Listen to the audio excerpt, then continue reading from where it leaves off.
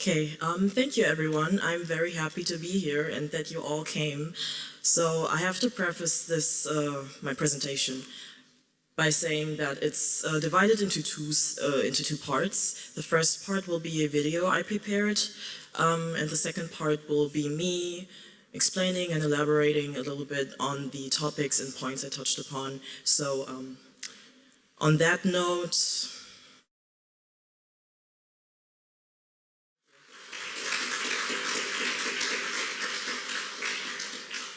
thank you. Okay, now I'm going to sum up very quickly some of the points I made in my video. So first of all, for me, when I started my research, it was very important to figure out how Black people fit into punk and how they situated themselves within this whole genre of music, but also the whole culture and movement itself. So what I kind of realized is that in many ways, they had to recreate or create their own iconography and aesthetics within this movement. And like we already saw in the video, to a lot of early Black punks, punk music was considered to be a part of Black music. It was protest music, it was an outlet of a lot of anger that many people felt at the time. So within all these images, I'm sorry, I think I jumped. Yeah. Within all these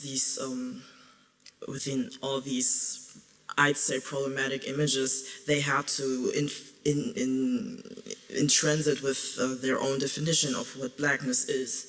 And as you can see, there's a lot of different ways they tackled that. The most important factor, though, was the breaking of structures of power and hierarchies and fluidity very much. And yeah, so basically being Black is to be considered political. And the political imperatives and aesthetics cannot be disconnected from each other.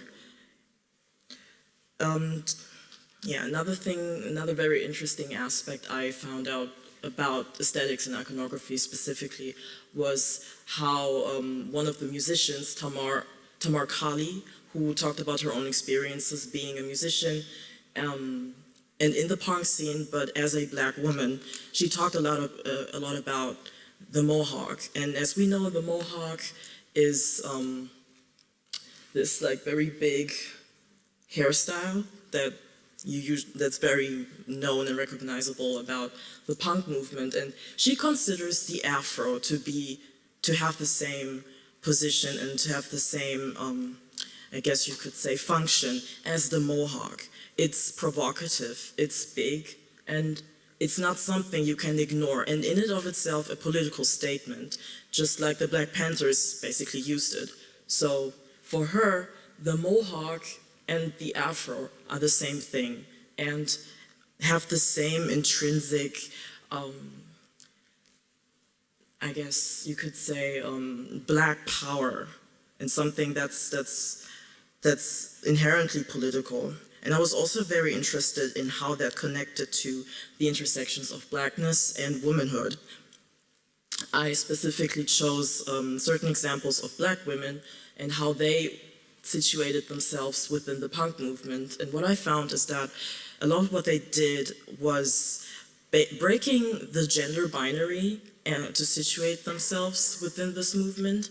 So we have Grace Jones, who's very androgynous and purposefully so, but also someone like Betty Davis, who I'd also argue was very influenced by early Afrofuturistic imagery and aesthetics, who incorporated her afro and thoughts on speculative fictions into her presentation. And she herself came from the funk movement. So we have a lot of overlaps there, which I found very, very interesting.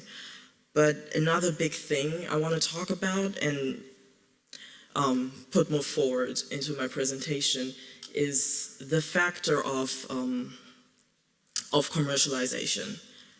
So basically what happens if if the fringes come forward, if a movement becomes commodified.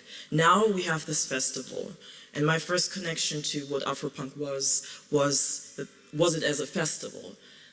But like I said, originally it was created to be a festival for alternative ways of blackness, alternative black music genres. But now a lot of people would consider it to be Black Coachella with all its problems and all its capitalist implications.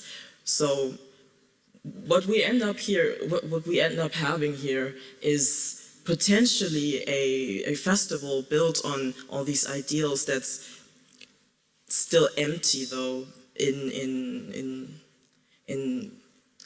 a lot of its themes and also functions. I do recognize the community factor, and like I said, it is a place for black alternative and more fluid expressions. But at the same time, like I showed you also in the video, they have merchandise. They have a lot of commercialized aspects, and I think the internet played a very, very big role in influencing that, because the documentary James Spooner made in 2003 was uploaded on YouTube. It was one of the early videos on the platform. So, and basically all the connections that happened so quickly happened through the internet. And I'm very interested in how the internet and again, a lot of capitalist implications that come with marketing and the way you do things on the internet, how that might have changed what we define as Afropunk. And I'm going to come to my end now, very quickly. So what we're basically left is still with the question, what makes Afropunk, essentially. And I think a lot of different aspects go into this. But the most important thing, I'd say, is the breaking of boundaries of genre, of gender binaries, and a redefinition of what blackness is. Is it just hip-hop, is it just funk, or is it all the things in between? During our time here, during our 3 days here, we were introduced to a lot of different sounds that are considered to be punk, but would not necessarily sound like people that don't know anything about the music would imagine it to be. So maybe, in my opinion, that's kind of the key, that punk in and of itself is something fluid, especially if we talk about marginalization and the origins of how people that never belonged anywhere try to situate themselves within music and culture. But still, I want to talk, or basically leave this presentation with one particular thing. I showed clips from TikTok and also have some here on my collage, because I'm interested in how much the internet and the hyper connection and hyper performativity we have now changes those core aspects. When you can choose an aesthetic or a subculture like a supermarket list, maybe there's some importance and core themes just left, and I really worry that maybe this might happen, and that those capitalist implications might intrude onto all the beautiful things and the fluidity and hybridity we have now. Yeah, thank you for listening.